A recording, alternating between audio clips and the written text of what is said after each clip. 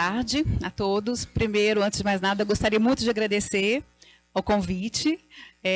Acho que para a gente que vem, né, participar de um evento como esse é talvez mais enriquecedor para quem esteja aqui.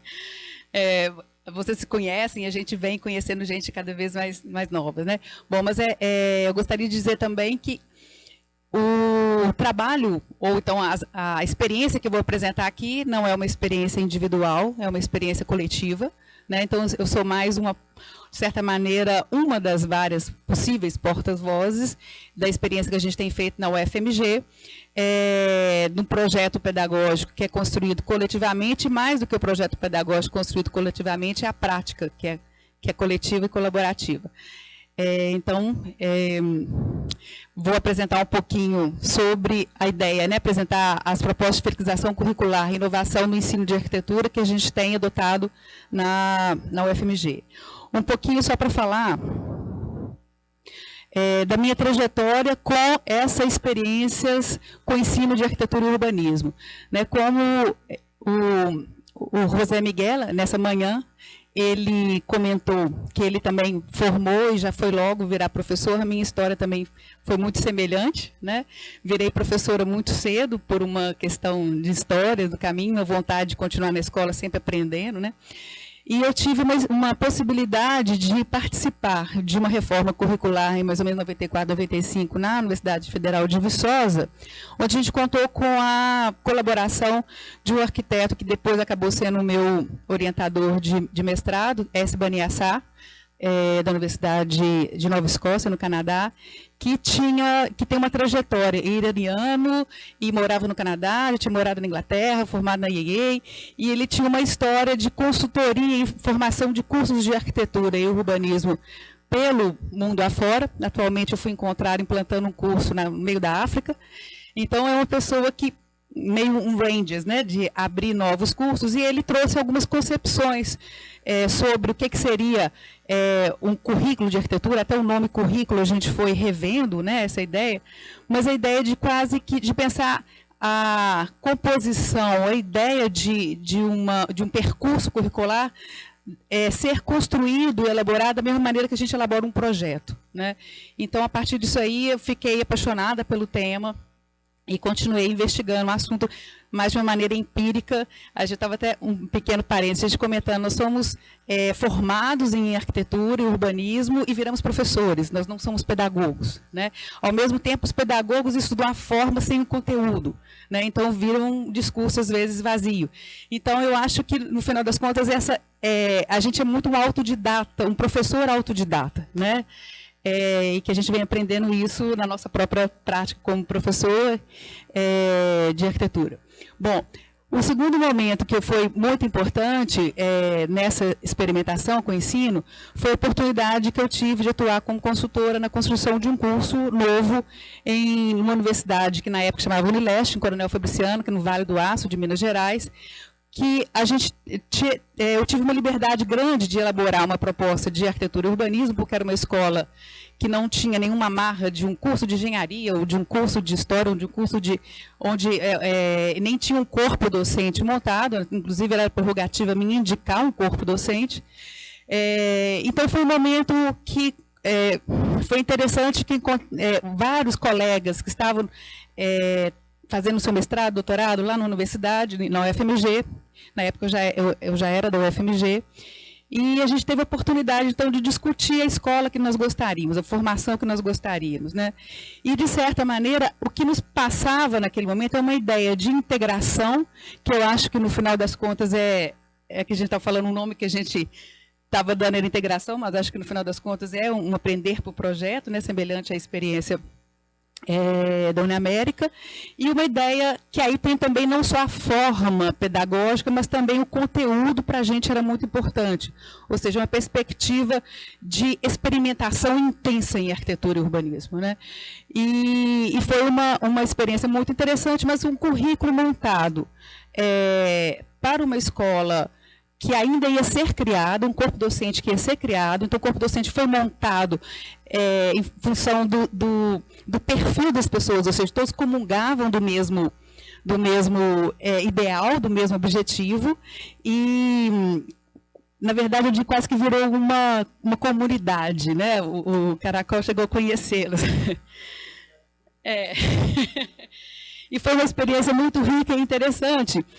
E quase todos desses professores hoje já estão na UFMG. Cada um seguiu uma trajetória depois, o curso já foi, de certa maneira, seguir outros rumos. Bom, mas aí, depois dessa experiência, entre 2008 e 2009, eu tive oportunidade, aliás, mais do que oportunidade, eu tive a responsabilidade de coordenar um processo de reforma curricular do curso diurno para adequação às diretrizes de 2010 e implantação de um curso noturno de arquitetura e urbanismo que a UFMG propôs dentro do programa Reúne. E foi uma experiência muito distinta da criação do curso da Unileste, porque a gente estava criando já com outro contexto, dado, né? Vários professores, uma tradição de não sei quantos anos, uma estrutura completamente diferente, um barco andando, ou seja, era uma experiência que não era também, que deveria ser coletiva, cheia de conflitos, né? Mas que nos demandou pensar numa estratégia diferente daquela da integração que a gente tinha na Unileste, que era a ideia de a cada semestre você ter o estúdio como carro-chefe, né, da estruturante do currículo, mas esse estúdio ele era elaborado em função de temas, de problemas de arquitetura e urbanismo, e as outras disciplinas que passavam, que era o mínimo possível, elas tinham o papel de contribuir na discussão e no aprender fazendo o que estava dentro do estúdio. Uma realidade impossível dentro da Universidade Federal, de um curso de mais de 70 anos, com o corpo docente já todo montado, bastante diverso, e separado em departamentos completamente desintegrados. Bom, de qualquer maneira, o conceito, então, que a gente encontrou, a ideia, então, essa pluralidade, ela deveria ser para a gente algo positivo, e não uma marra, né? Então e aí coincidiu com uma discussão que a universidade tem emplacado com muita força desde 2006, mais ou menos 2008, que é a ideia de flexibilidade curricular. E por fim, uma experiência mais recente que talvez depois alguém tiver interesse em conhecer, acho que não vai dar tempo de eu comentar sobre ela, que também participei de uma consultoria para montar o currículo da Universidade Federal aliás, está ali Juiz de Fora, está errado, é São João del Rei. São João del Rei, desculpa. Onde a gente teve a ideia de assim, levar a nossa experiência de flexibilização, mas, ao mesmo tempo, tentar um viés integrador também, ou seja, aparentemente coisas opostas, a gente foi tentando desenvolver estratégias pedagógicas para que isso pudesse acontecer. Eu vou concentrar a apresentação principalmente na reforma do currículo diurno e da reforma do currículo noturno, né, que tem a ver com a ideia da flexibilização. Bom, a gente tem na UFMG são 2 cursos, isso é uma coisa bastante singular, né? É uma universidade com 2 cursos de arquitetura e urbanismo distintos, todos 2 formam o arquiteto generalista de habilitação única, atendendo todo o perfil das diretrizes curriculares, mas como as próprias diretrizes curriculares permitem, ela diz que os projetos pedagógicos não se concentram nos currículos mínimos, você pode trabalhar um enfoque, né, o perfil que você tem que definir o perfil do egresso. E aí a gente então tem o curso, deixa eu voltar aqui, eu acho que ele estava contemporizador. Então, um curso diurno, né, super tradicional, com o perfil construído não na decisão do perfil do egresso, mas construído na própria tradição, que se alimenta, inclusive, da própria formação dos arquitetos que atuam, que se formaram na universidade. Uma entrada de 45 alunos por semestre, e essa reforma de 2011, então, que a gente tinha que atender algumas questões das novas diretrizes curriculares, mas a gente também viu com a oportunidade de incorporar algumas experiências pedagógicas que a gente já estava realizando, fazendo nas disciplinas de projeto. O curso noturno ele foi, então, implantado em 2009 e ele nasce já com o interesse de um perfil de egresso mais voltado para o planejamento urbano e habitação de interesse social. Isso não significa especialização, é o perfil, né? E esse perfil ele foi gerado muito em função dos interesses que a gente percebia no curso de pós-graduação. A grande procura para o curso de pós-graduação era a necessidade dos arquitetos já formados, ou virando professor, de entender um pouco mais a cidade. Bom,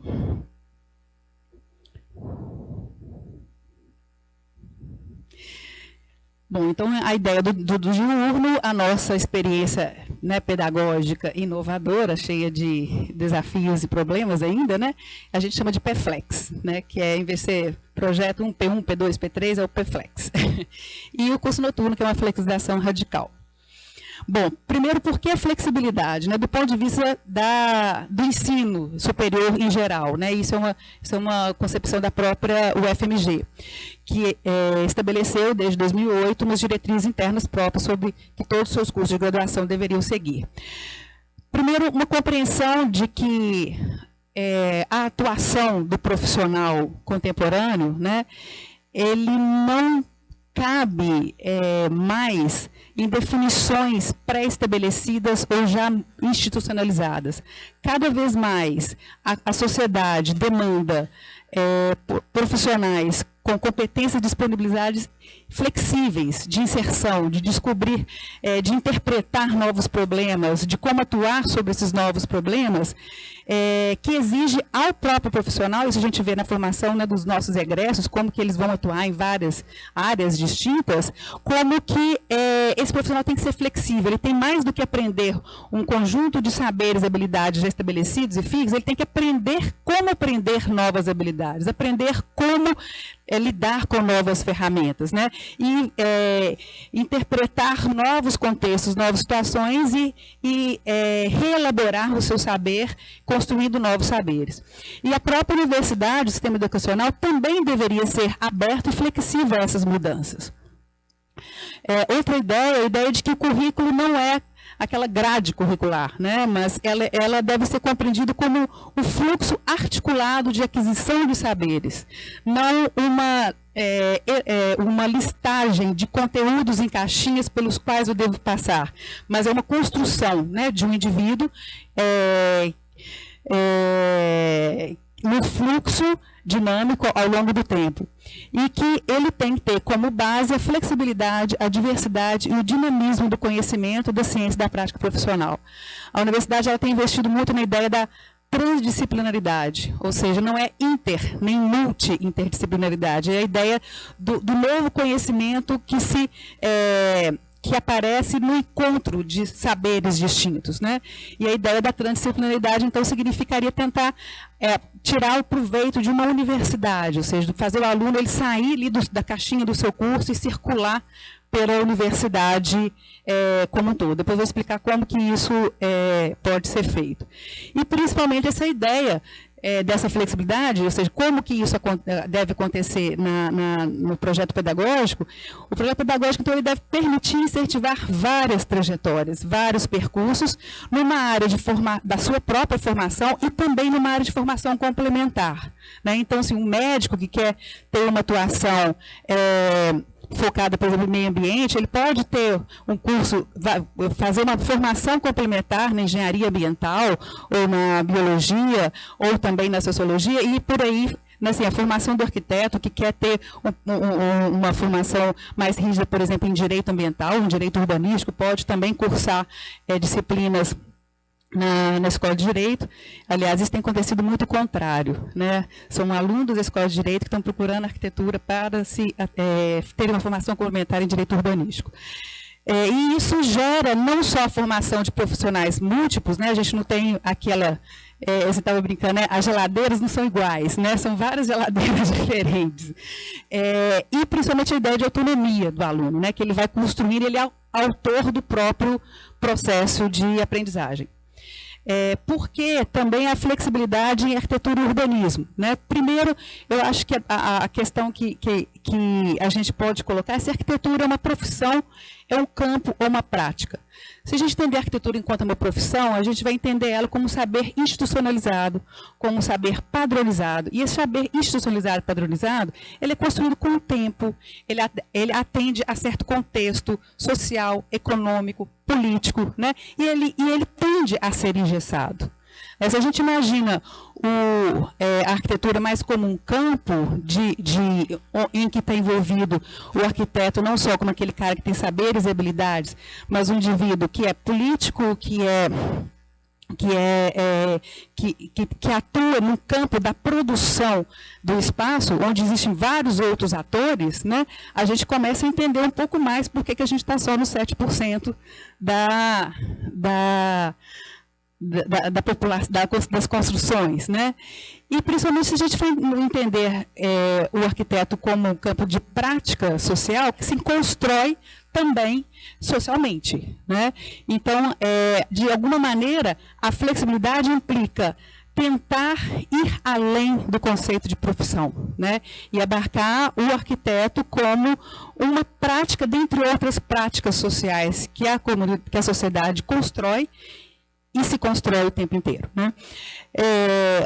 Outra questão do porquê da flexibilidade, né, eu acho que os próprios desafios e da crise contemporânea da profissão, que estão refletidos tanto naqueles 7%, quanto nas questões colocadas mais cedo também pelo professor Alejandro. Ou seja, a gente tem que fazer um questionamento se os nossos saberes codificados, padronizados, né, estabelecidos desde lá de currículo antigo, na Belas Artes até hoje, eles dão conta. Né? Eles dão conta de entender a sociedade, a realidade, eles dão conta de entender o problema da segregação espacial, eles dão conta de entender os problemas ambientais, né? Ou seja, o arquiteto ele sabe dar resposta a esses problemas, ou a gente consegue reformular problemas já estabelecidos para aquele 7% da sociedade, né? Então, isso demanda, né, conhecer o urbano, né, isso demanda de entender o nosso contexto. E isso envolve a gente tentar encontrar outras formas de atuar, né, outras maneiras em que o arquiteto possa ser relevante para a sociedade. E isso implica a interdisciplinaridade e a colaboração. Outro fator também que chama por uma necessidade da flexibilidade, que a gente olha para onde que os nossos egressos vão. Né, a gente já vi várias pesquisas, não só nas universidades brasileiras, mas em várias universidades estrangeiras, de que a atuação do arquiteto ela é muito além daquele arquiteto autor, né, que tem uma grande encomenda, que tem um grande projeto. Aliás, até um parênteses muito interessante, enquanto as universidades estão lotadas de mulheres, né, o perfil do Star System está lotado de homens. Ou seja, há uma reflexão interessante aí para ser feita, né? O arquiteto autor geralmente é masculino. Bom, então assim, esses vários perfis de arquiteto urbanista, como que é o desafio, como que a gente permite isso ao mesmo tempo, mantendo a nossa característica de generalista e único, né?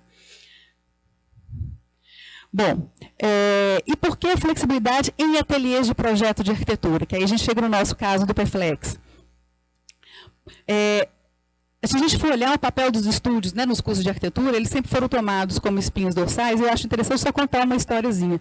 Quando a Academia Real de Belas Artes de Arquitetura foi criada, lá em 1600, não sei o quê, na França, ela foi montada essencialmente com disciplinas teóricas e técnicas. Né, ela era para aprender um saber fazer certo, era aprender aqueles conteúdos que o Vitruvio falava. A prática em si continuava acontecendo nos ateliês do mestre. Ela não acontecia o ateliê dentro da Escola de Belas Artes. Dizem a história que, mas aí sempre existiu o concurso, principalmente o Grand Prix de Roma, né? Sempre existiu o concurso que, no final, os arquitetos que frequentavam, né, assim, aqueles que frequentavam a academia, eles teriam o direito a participar de um concurso de arquitetura, que ele ganhava um prêmio, passando não sei quanto tempo em Roma. Só que aí o número de alunos que entravam na academia estava sendo grande em relação ao número de espaços que tinha nos ateliês para absorver essas pessoas. Então, os próprios alunos começaram a contratar o seu mentor para formar um estúdio e ensiná-los. Ou seja, foi quase que a própria...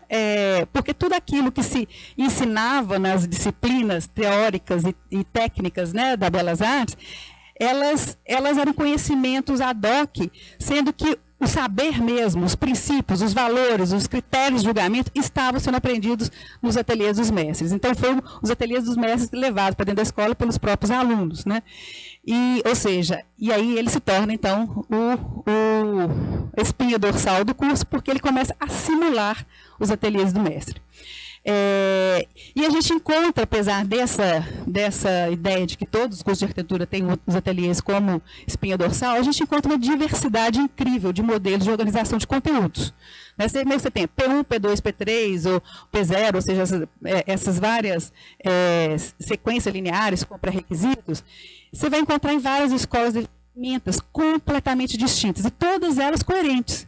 Da pequena composição à grande composição, do pequeno espaço, do pequeno objeto mobiliário à cidade.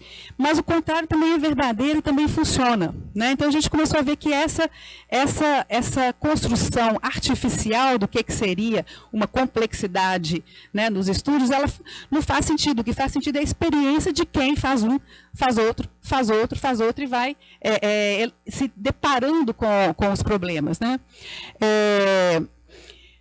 E, ao mesmo tempo, a gente vê que, por mais que se desenhe emendas elaboradas, quais são os conteúdos, os saberes e habilidades que devem estar dentro de um estúdio, o que acaba acontecendo na prática, a gente chama de currículo oculto, né? São as abordagens, os critérios de valor, as tradições que o mentor acaba transferindo para os alunos nas suas avaliações, nas indicações que ele faz dos caminhos a serem seguidos nos projetos.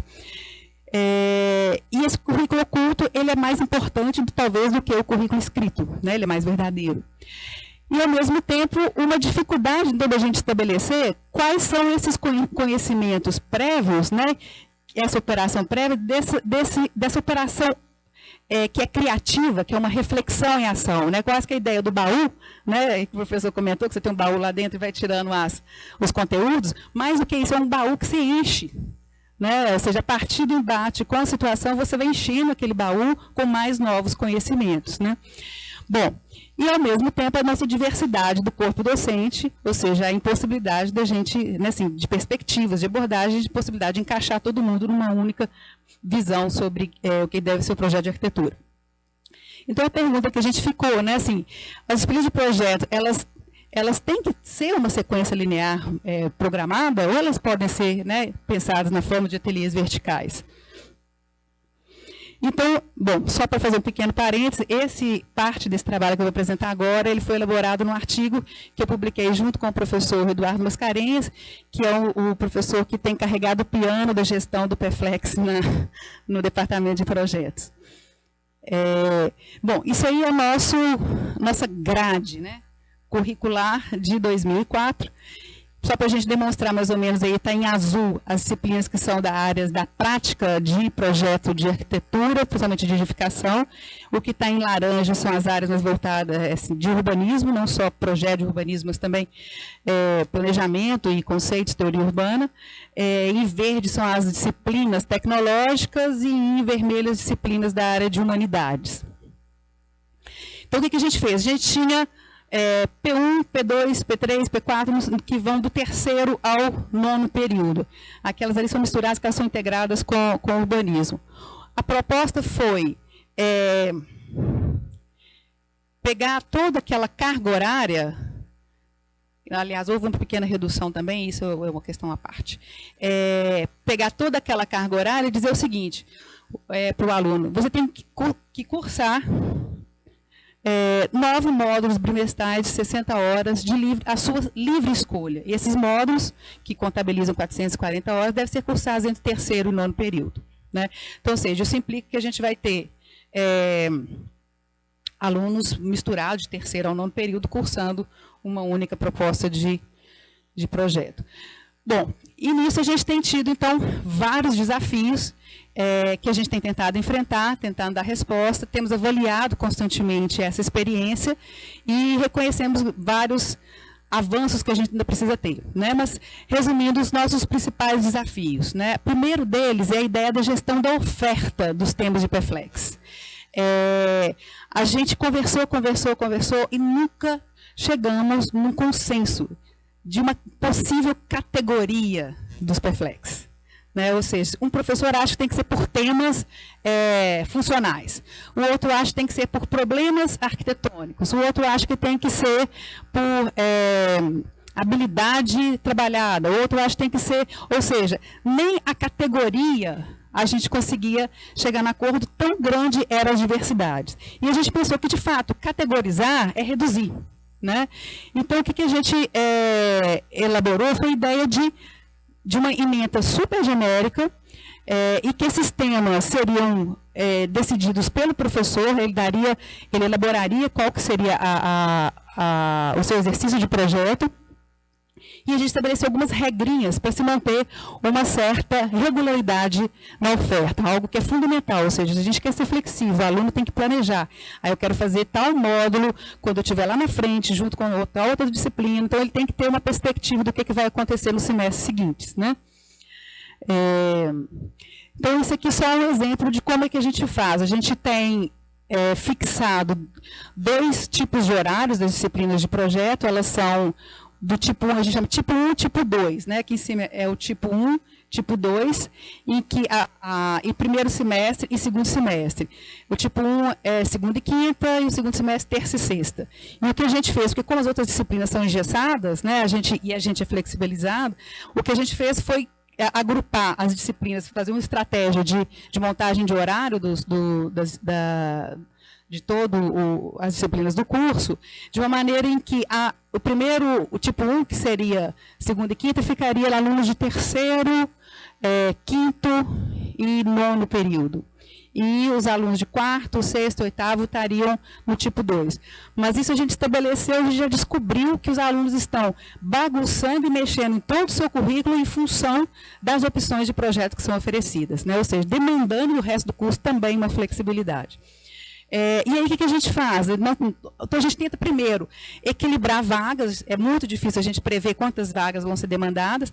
A ideia é de que essas vagas elas têm que ser num número maior do que a demanda, para que o aluno possa, né, ter um leque maior de escolha, senão não vira escolha. Né? E aí, os professores fazem as suas propostas. Né? E essas propostas eles têm que apresentar com certa antecedência. No começo a gente até fazia um processo de apresentação dessas disciplinas em auditório, e isso começou a ficar desnecessário a partir do momento que os alunos já conheciam, aí a gente acaba fazendo só para os alunos que estão entrando no processo. E aí cada professor estabelece então o seu tema e a quantidade de vagas. A gente tem uma ideia assim, de que se o trabalho for individual, ele tem que estar mais ou menos entre 11, 12, no máximo 15 alunos para o professor, e o professor pode propor um número maior de alunos, como a gente tem 22, 24, quando o trabalho ele é mais coletivo. Bom, como a gente tem essa dificuldade de definição de temas, a gente precisa acompanhar, né? Não significa, a gente precisa monitorar, a gente precisa compreender, ao invés de categorizar. Então, isso foi uma ideia que o professor Eduardo teve, que foi de pedir para cada professor escrever 5 palavras-chave sobre o seu módulo. Né? E isso foi muito interessante, e a gente conseguiu construir, de certa maneira, uma constelação, e essa constelação ela é quase como um mapa, né, em rede, que vai nos mostrando quais são as tendências, quais são as questões, quais são os temas que vão aparecendo. Né? Então, só para alguns exemplos, então, a gente tem desde disciplinas de infraestrutura para mobilidade, edifício habitacional, casa econômica, arquitetura de interiores, heterotopias urbanas, contraproposta Minha Casa Minha Vida, espaço público no hipercentro, vagãozinhos e afins, conjunto de casas geminadas, cirurgia de casas, ou seja, são uma infinidade de temas que vão aparecendo. Se a gente for olhar, é uma infinidade também de classificações, ou seja, tem alguns que podem ser entendidos, eles cabem várias dessas classificações, em termos de uso e funções, talvez seja carro-chefe para definir alguns, em termos de, por exemplo, grau de dificuldade, que aí a gente começou a perceber também que os alunos criam suas próprias categorizações, né? E essas categorizações são em função do perfil do professor, aquele perfil que é mais, professor que é mais pragmático, professor que é mais investigativo, aquele projeto que é mais baseado na realidade, aquele projeto que é mais social. Então, os próprios alunos vão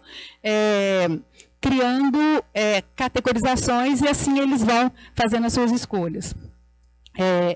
E isso a gente vê, então, que esses múltiplos perfis, eles estão também abrindo espaço para outras formas de atuação do arquiteto urbanista, né? Ou seja, a gente tem até alguns exemplos que não chegam a ser um projeto tradicional, né? Mas muito mais uma consultoria arquitetônica, talvez, ou atuação. Outros casos, por exemplo, que tem aparecido muito, que os alunos têm se interessado muito, é com a ideia do projeto construção, ou seja, o aluno tem que construir alguma coisa, né, como no caso, no exemplo daquela estrutura construída, ou seja, é o do yourself, né, é uma tendência que tem aparecido também. O segundo desafio, então a gente tem esse desafio da oferta, que é no sentido de mapear e garantir a diversidade, entender a diversidade. O segundo desafio é como a gente faz a gestão da matrícula, ou seja, como que a gente conseguiria garantir que os alunos escolham suas preferências, né? Então, isso foi um processo de gestão super discutido, experimentado de várias maneiras, né, e que nos dá um trabalho muito maior do que simplesmente o aluno chegar lá no dia da matrícula e matricular na matéria tal. Ou seja, isso demanda da gente, né, dos professores, um processo muito cuidadoso. A estratégia que a gente teve foi de elaborar. Olha, não apareceu o formulário. Ele desapareceu. Mas o formulário, deixa eu voltar aqui, talvez por esse aqui eu consiga explicar. O formulário ele é parecido com esse daí, onde o aluno vai colocar lá em cima o nome dele, que período que ele está cursando, quantos PFLEX ele já cursou, e ele vai dizer se ele vai fazer do tipo 1 ou do tipo 2, e um espaçozinho para observação. A princípio, a gente deixava eles escolherem livres, assim, quanto eles quiserem. Aí depois eu vou dizer por que a gente começou a restringir, que ele pode escolher no máximo 2. Ele vai classificar a cada um por exemplo, no primeiro bimestre, ele vai classificar em ordem de prioridade. O primeiro, o segundo, o terceiro, e riscar aqueles que ele já cursou. E aí a gente faz, então, um sistema de sorteio com essas fichas todas dos alunos, em que a única prioridade é dada para os alunos que estão formando, porque, assim, é a última vez que eles vão ter oportunidade de fazer, então, que eles escolham, né, que eles tenham as preferências. E aí a gente faz um sistema de sorteio, em que o do primeiro bimestre, então, a gente vai preenchendo as turmas, né, em função desse sorteio. O segundo bimestre, a gente faz aqueles que saíram primeiro, vão para o final, né? E com isso, a gente tem alcançado aí são os gráficos que a gente tem produzido, tentando entender um pouco como que tem sido esse atendimento à demanda. Esse gráfico, ele mostra, de 2011 até 2014-2, o seguinte: em azul aqui são as vagas ofertadas. Então, a gente sabe que no começo a gente teve uma demanda maior do que vagas, e ao mesmo tempo a gente está tendo, cada vez mais está crescendo a demanda, e a oferta e a procura. Alunos matriculados seria esse aqui. Não, os alunos matriculados é o verde. E daí a gente tem, assim, alunos, primeiras opções atendidas. As primeiras opções atendidas são esses. Tá estranho, parece que é esse vermelho aqui, ó. É isso. Aqueles alunos que têm a sua primeira opção atendida, né, que tiveram a primeira opção atendida, é a grande maioria, né? Sendo que aí, depois de a gente somar com a segunda opção atendida, chega a quase 90% dos casos, né? E mesmo assim, os alunos reclamam que eles não têm suas opções atendidas. A gente fica tentando entender por que isso. Talvez seja porque no primeiro semestre ele tem a primeira opção atendida, no segundo semestre ele não tem a sua primeira opção atendida, e isso para ele é ruim. A gente pergunta por que para o aluno o sucesso do sistema é só se ele tiver sempre a primeira opção atendida, né? Outro gráfico que a gente foi produzindo em função dessas fichas é a prioridade de escolha dos módulos.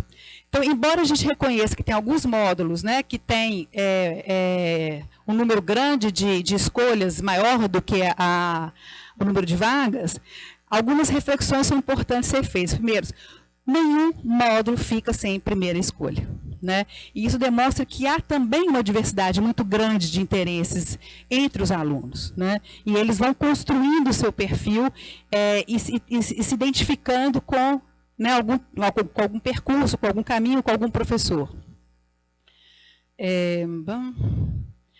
Bom, sobre a perspectiva dos estudantes, quais são alguns sucessos e falhas que eles apontam, né? Eles fizeram recentemente uma enquete que eu diria quase que 50% dos alunos do curso responderam essa enquete, em que tinha como primeira pergunta, era uma enquete só de perguntas abertas, né? A primeira pergunta assim, qual ponto que você acha positivo no curso? A segunda pergunta, qual ponto que você acha negativo no curso? Ou seja, é uma, como dizem os pesquisadores, né, pergunta livre, né, demanda aberta. E mais de 50% dos alunos apontaram como a flexibilização do PEFLEX, o que é positivo no curso. Embora muitos problemas do PEFLEX tenham aparecido com coisas que você aponta negativamente, né? Bom, mas de qualquer maneira, a gente entende que há uma grande aprovação dos alunos, e inclusive alimentando neles um desejo de que essa flexibilidade possa se expandir para o curso, ou seja, se eu posso escolher qual projeto eu posso fazer, eu posso escolher também, né, qual que é o enfoque que eu gostaria de ter em História, em Teoria. Né? Então, eles estão começando a demandar essa flexibilidade no curso como um todo. Eles apontam muitas falhas, ou seja, falam que é preciso aperfeiçoar. E é engraçado que em algum momento aparece um desejo ao sistema rígido, e a gente repara que o desejo de retorno ao sistema rígido, ele às vezes ele é fundamentado em insegurança que aparecia também quando a gente tinha o sistema rígido, né? Então, são questões que não se resolvem por um sistema ou outro. Os principais questionamentos, né, a duração de todos os módulos de um bimestre, necessidade de ampliar e diversificar a oferta. Uma outra questão que tem aparecido muito, que eles falam que eles acham ruim misturar iniciantes e veteranos. Eles acham que alguns programas faltam clareza na proposta do que é o programa, e eles reclamam muito também da banca final com avaliador externo, que é uma das condições que a gente estabeleceu como regra, era de que os módulos deveriam ser avaliados por outros professores, né, o trabalho final. E os alunos reclamam que o outro professor não entende a proposta da disciplina e acaba avaliando coisas completamente distintas, né? Então, isso é uma questão que a gente tem para discutir. Na perspectiva dos professores, os sucessos e falhas são um pouco diferentes, né? Primeiro, quando os alunos demandam falta de clareza de alguns projetos pedagógicos, né, de alguns planos de curso, eles falam que os professores reclamam que eles sentem uma cobrança dos alunos para um certo marketing. Né, que o professor tem que fazer um marketing, tem que fazer uma propaganda do seu módulo. Né? Aí eu lembro aqui de quando o Bernard Tschumi foi convidado, né, para implantar uma inovação no curso da Columbia University, que estava em processo de decadência, e o que ele fez foi criar um sistema de disciplinas, módulos integrados na forma da IAA, e ele fazia o seguinte, ele contratava jovens arquitetos, jovens professores. Se o seu módulo colasse, se tivesse aluno, você continuava, senão tchau, você está despedido. Né? Então, ou seja, é uma ideia de competição intensa. Aqui numa universidade pública, onde o professor não pode, né, assim, ser mandado embora, né?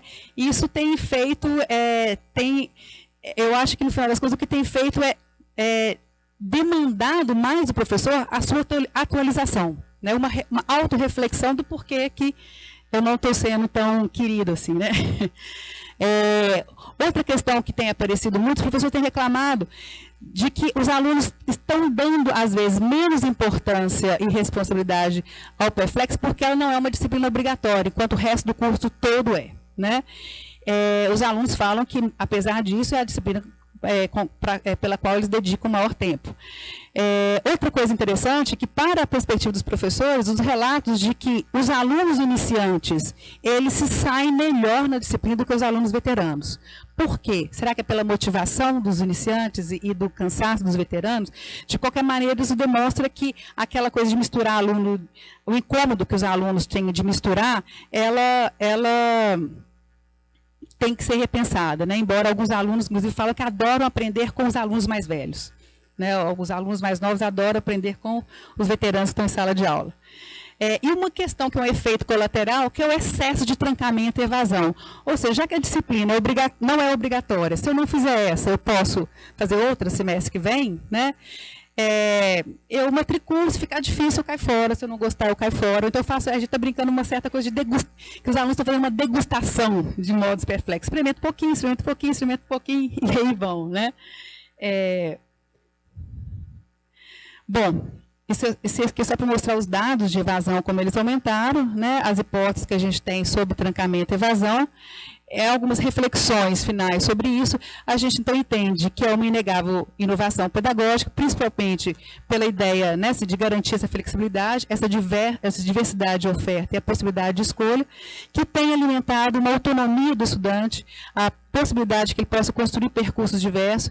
A gente tem amadurecido o debate sobre o projeto de arquitetura perante, né, esse embate de diversas abordagens, a facilidade que a gente tem de incluir novos conteúdos, inovar, inclusive, de integrar com assuntos e questões e trabalhos relacionados com os trabalhos de pesquisa e extensão, e a troca de experiências entre os veteranos iniciantes entre os veteranos e os iniciantes. Os efeitos colaterais, como a gente colocou, a evasão, a dificuldade de aprofundamento em 2 meses na elaboração de projetos mais complexos, a dificuldade de integração com outras disciplinas do curso, o isolamento de alguns professores quando ele sem troca de experiências e informações. Algumas questões para aprimoramento, eu vou comentar uma básica e fundamental para a gente, que é o estabelecimento da tutoria, né? Ou seja, nenhuma flexibilização se faz sem um tutor, né? Aquele que orienta, que ajuda ao aluno compreender o percurso que ele está elaborando. E uma das questões também que a gente tem nos preocupado é a ideia de retomar um pouco a centralidade do estúdio, né? Ou seja, quando estudos fragmentados dentro de um currículo engessado, a gente tem criado, sem querer, uma desvalorização do estúdio. O curso noturno, né, ele tem uma estratégia, como eu falei, de ênfase em... Aliás, deixa eu voltar aqui. ênfase em planejamento urbano, uma ideia de também trabalhar na lógica de tendo como espinha dorsal as oficinas, como ideia de resolução de problemas, e a ideia de flexibilidade e integração. O currículo, então, ele já não é uma caixinha, questão de caixinha elencada, né? Ele é um mapa que organiza as coisas e que permite construção de vários percursos. Então, ele é organizado em 2 tipos de oficinas, que são oficinas integradas de arquitetura, urbanismo, paisagem e tecnologia, e oficinas integradas de planejamento urbano. E uma série de... essas disciplinas são na forma de oficinas, como a gente conhece, e os demais conteúdos, eles estariam, a gente criou como se fosse a ideia de núcleos de conteúdos, que eles atendem aos conteúdos teóricos, básicos ou técnicos, eles contemplam os conteúdos das diretrizes curriculares, os mínimos, e acrescentam alguns, pesa a mão naqueles que a gente considera como ênfase, e a ideia é que ele seja no formato de seminários, oficinas temáticas, não no formato de disciplinas teóricas. E isso tem sido um problema, fazer os professores adaptarem a isso. Então, mais ou menos, como é que o currículo funciona? Eu tenho o primeiro semestre, que seria o primeiro semestre único, igual para todo mundo. A discussão atual é se esse primeiro semestre não teria que ser 2 semestres, né, que tivesse papel de garantir uma linguagem não instrumental e um conhecimento básico para que o aluno pudesse, a partir dali, escolher. Os alunos de primeiro para o segundo período, eles ficam um pouco perdidos, né, no momento da construção do seu percurso. E aí a gente tem as oficinas, que não necessariamente devem ser cursadas nessa ordem, elas não têm pré-requisitos entre elas, e a gente tem, então, uma série de grupos, né, que a gente chama dos grupos de conteúdos. Então, eu tenho um grupo que são conteúdos teóricos relativos a projetos de arquitetura e urbanismo, planejamento urbano e habitação, tecnologia da construção, estudos ambientais e sustentabilidade, instalações prediais de área sanitária, conforto eficiência energética, estudos sociais, econômicos, teoria urbana, história da arquitetura das artes, né, do edifício e sistemas estruturais. Então, essas bolinhas aqui são a quantidade mínima de módulo que ele tem que fazer dentro daquele conteúdo, né? Então, com isso, a gente já dá aqui claramente onde estão um pouco as ênfases, né? Porque tecnologia de construção, sistemas estruturais, esse é o mínimo, geralmente, que se é feito mesmo, né? Então, a gente dá um peso maior naquelas áreas que a gente considerou mais importante. E esses módulos, eles têm alguns que são obrigatórios, que é uma questão que a gente queria mudar, a gente não queria que nenhum fosse obrigatório, mas eles também são muito baseados na oferta de interesse dos professores, principalmente incorporando os alunos de pós-graduação, né? Então, é uma oportunidade que os alunos de pós-graduação têm de apresentar as suas pesquisas, as suas reflexões, professores convidados, então é um lugar de muita reciclagem, né, esse conteúdo. E o aluno pode escolher uma formação complementar, ou seja, fazer disciplinas em outro curso, ou então fazer mais disciplinas dentro desse próprio modelo. Eu acho que estou terminando a simulação, isso é só um momento de uma simulação possível de percurso, ou seja, a caixinha aparece na hora que o aluno começa a construir o seu percurso, né? Então, ele pode escolher fazer 2 disciplinas ao mesmo tempo, e aí ele vai distribuindo aqueles conteúdos na medida que ele elabora o seu plano de trabalho. Um momento de estágio, inclusive essa flexibilidade permite que o aluno possa separar um período específico para estágio, ele pode fazer em outro lugar, ele pode dedicar 100% ao estágio. E o TCC, que ocupa um grande espaço no curso e que demanda do aluno, né, uma reflexão e um trabalho intenso nos 2 últimos períodos. Isso aqui é só uma estratégia para oferta dos módulos, que eu acho que eu não vou falar, que a grande dificuldade está na gestão e não no conceito, né? Como isso demanda da coordenação do curso, mais do que o papel burocrático, é um papel pedagógico mesmo, verdadeiro, né? Porque você está o tempo inteiro acompanhando os conteúdos, acompanhando os estudantes na sua formação, em vez de estabelecer ali já uma seleção de coisas prontas para o aluno buscar. E isso tem gerado um impacto muito grande, porque na universidade a tendência dos professores é atuar o menos possível na graduação, né? Nosso currículo Lattes não valoriza isso, né? Dentro da própria instituição há um esforço grande, muito grande da Pró-Reitoria de Graduação de reforçar a importância da graduação, mas mesmo assim os professores fogem e querem simplesmente entrar na sala de aula e dar o seu conteúdo, né? Embora a gente tenha um grupo grande de professores que abraçam a ideia e trabalham colaborativamente. E outra dificuldade muito grande é essa do professor que não consegue fugir da aula dispositiva, né? Os módulos teóricos, a ideia é que eles sejam seminários, ou seja, onde o aluno possa aprender discutindo com o outro, lendo os textos, e aí por isso que eles têm duração de 1 mês. São de 15 horas só, então são 4 aulas de 4 horas, que era para você fazer um trabalho coletivo, né? Mas os professores não abrem mão de ficar falando 4 horas. Né? E a gente fala, não há voz que suporta, não há voz que aguenta, nem aluno que aguenta escutar 4 horas. Né? Ou seja, isso demanda uma nova postura do professor. Né? Então, terminamos nossos desafios da gestão, da integração, que o desafio da integração ele é mais do que pedagógico, ele é pessoal, ou seja, como integrar equipes. Né, como você formar equipes. E a questão da orientação, da demanda do professor que vai ter um trabalho com o aluno para além daquele acreditado em sala de aula, né, que é o trabalho da tutoria, de acompanhar o percurso, né, e evitar a repetição de conteúdos. Considerações finais, eu acho que já falei todas elas, a ideia de que currículo não é uma lista de conteúdos, mas é um processo de mediação de forças, a flexibilidade como desafio, a integração, autonomia, tomar cuidado para não virar atomização, e a ideia de percursos diversos, que isso é interessante que tenha aparecido da pergunta dos alunos. Eu criar esses percursos diversos, eu estou afetando a habilitação profissional? Né? São perguntas que a gente tem feito e discutido. Né? Bom, é isso, gente. Obrigada.